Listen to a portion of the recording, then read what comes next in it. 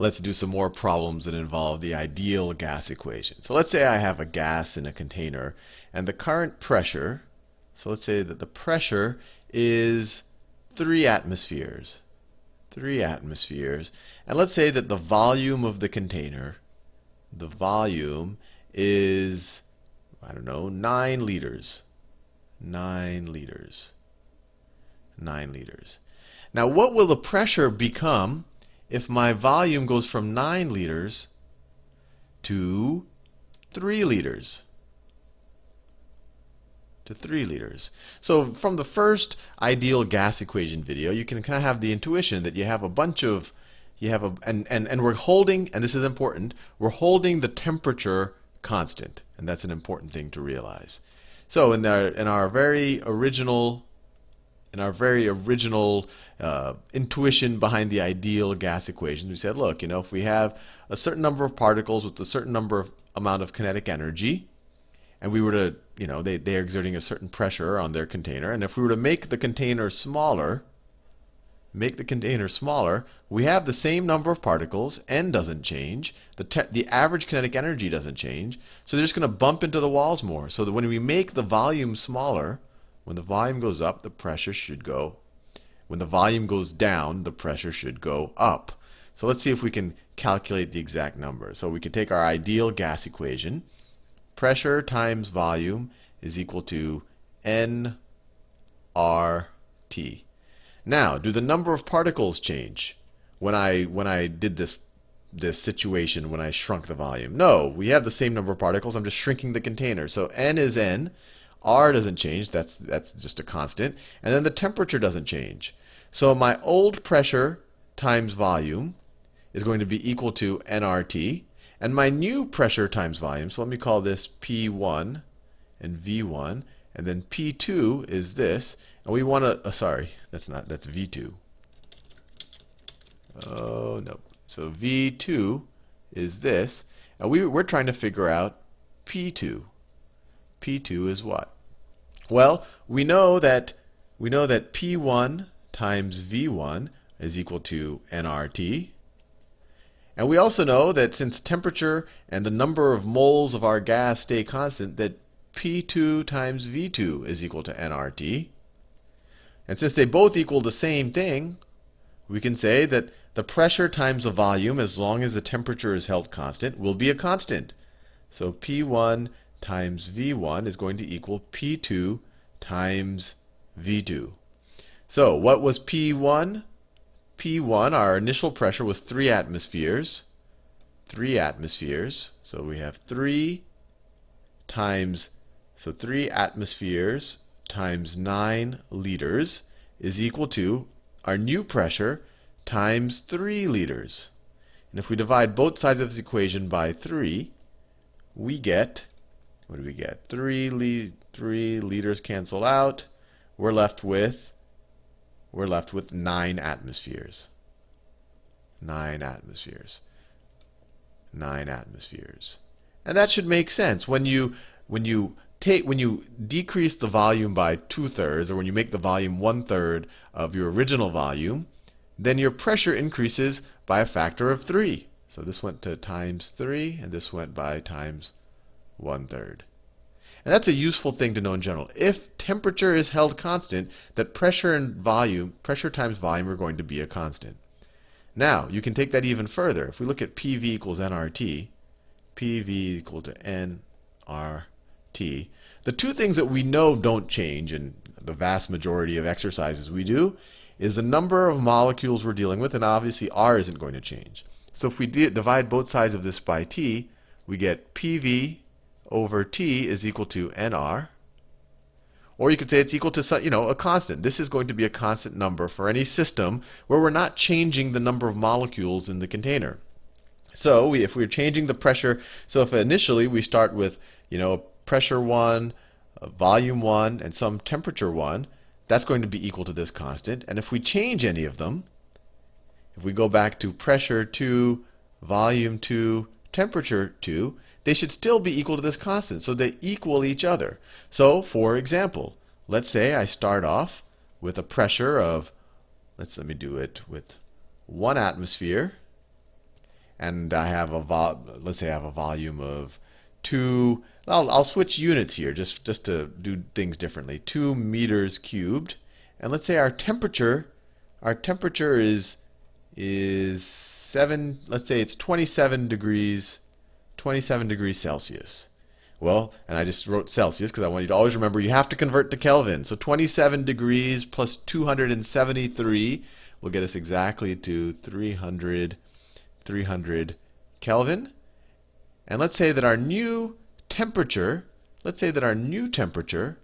is, well, actually, let's figure out what the new temperature is going to be. Let's say our new pressure is 2 atmospheres. 2 atmospheres. The pressure is increased. Let's say we make the container smaller. So 1 meter cubed. So the container has been decreased by half, and the pressure is doubled by half. So you could guess. You know, we've made the pressure higher. The container. Actually, no, that's not it. Let me make the container even. Let me make the container even smaller. Let me make it. Actually, no. Let me make the pressure even larger. Let me make the pressure into 5 atmospheres.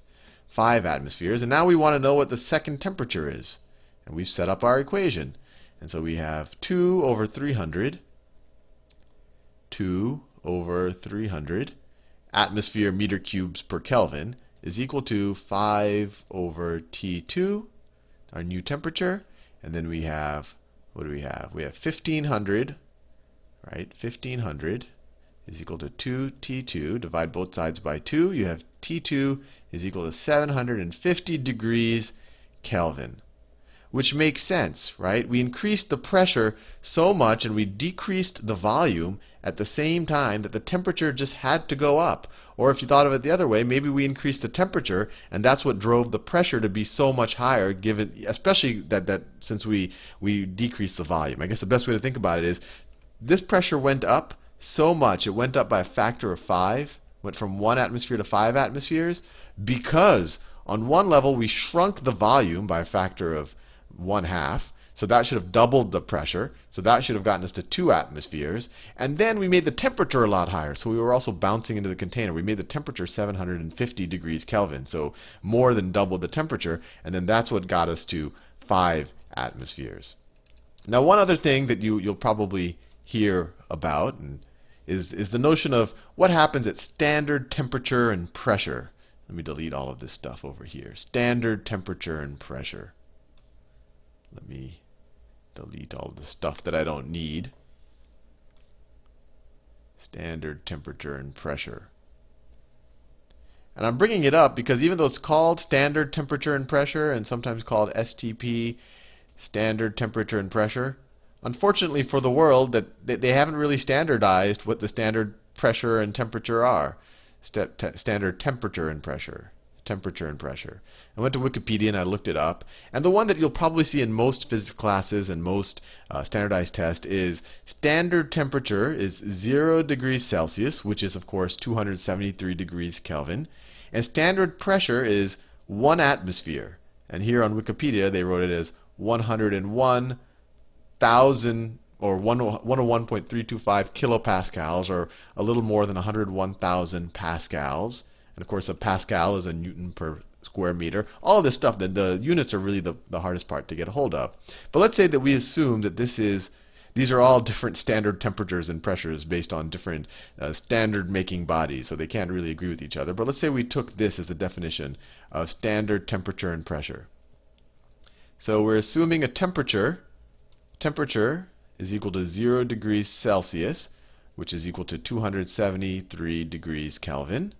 And pressure, we're assuming, is 1 atmosphere, which could also be written as 101.325 or 3/8 kilopascals. So my question is, if I have a gas, if I have an ideal gas at standard temperature and pressure, how many moles of that do I have in 1 liter? How many? No, let me say that the other way. How many liters will 1 mole take up? So let me say that a little bit more. So, and I also have, so N is equal to 1 mole.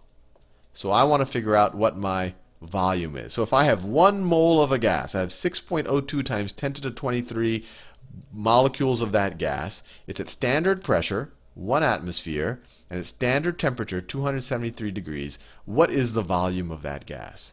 So let's apply PV is equal to nRT. nRT.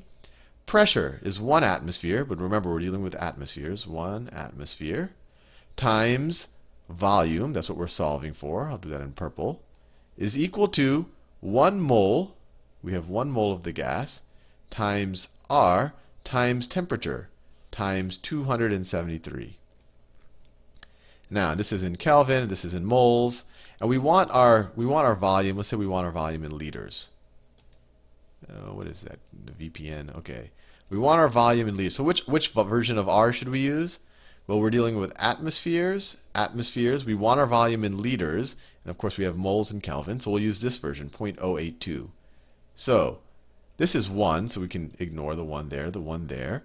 So the volume is equal to 0.082 times 273 degrees Kelvin.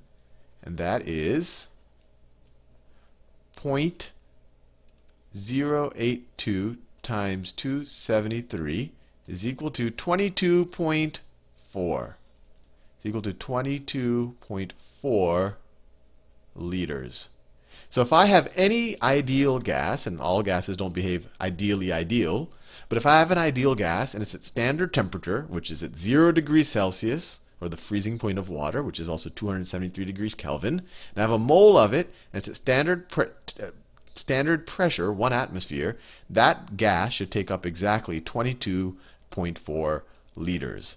And if you wanted to know how many meters cubed it's going to take up, well, you could just say 22.4 liters times, now how many meters cubed are there? So for every 1 meters cubed, you have 1,000 liters. I know that seems like a lot, but it's true. And just think about how big a meter cubed is. So this would be equal to 0.0224 meters cubed if you have something at 1 atmosphere, a mole of it, and at 0 degrees Celsius. Anyway, see, this is actually a useful number to know sometimes. They'll often say, okay, you have 2 moles at standard temperature and pressure. How many liters is it going to take up? Well, 1 mole will take up this many. And so 2 moles at standard temperature pressure will take up twice as much, because you're just taking PV equals nRT and just doubling everything else is being held constant, or the pressure, everything else is being held constant. So if you double the number of moles, you're going to double the volume it takes up. Or if you halve the number of moles, you're going to halve the volume it takes up. So it's a useful thing to know that in liters at standard temperature and pressure, where standard temperature and pressure is defined at 1 atmosphere and 273 degrees Kelvin, an ideal gas will take up 22.4 liters of volume.